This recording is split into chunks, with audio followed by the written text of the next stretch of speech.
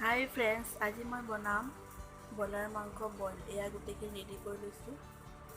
এয়া এইখিনি ব্ৰইলাৰ মাংসখিনি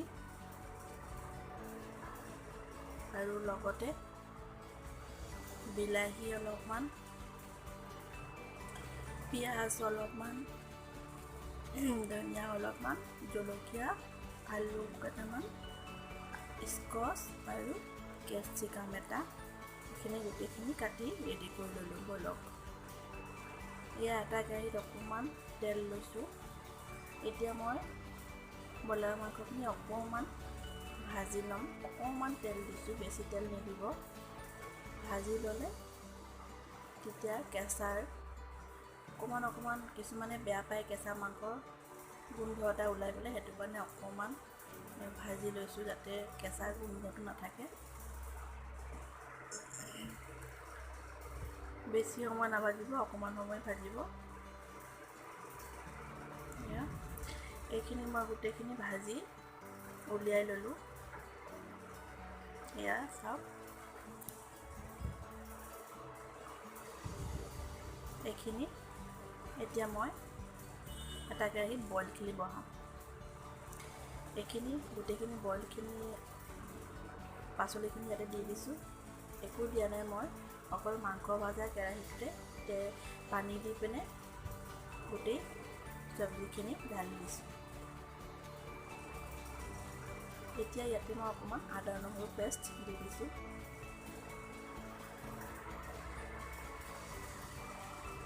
এইখিনি এতিয়া মই অকণমান সময় সিজিবলৈ দিম। এইখিনি সিজিছে। এতিয়া মই ইয়াতে কাটি থোৱা বিলাহীখিনি দি দিম। এয়া বিলাহীখিনি দি দিলোঁ। এইখিনি ভালকৈ মিলিবলৈ দিম, এই বিলাহীখিনি যাতে ভালকৈ জহি যায়।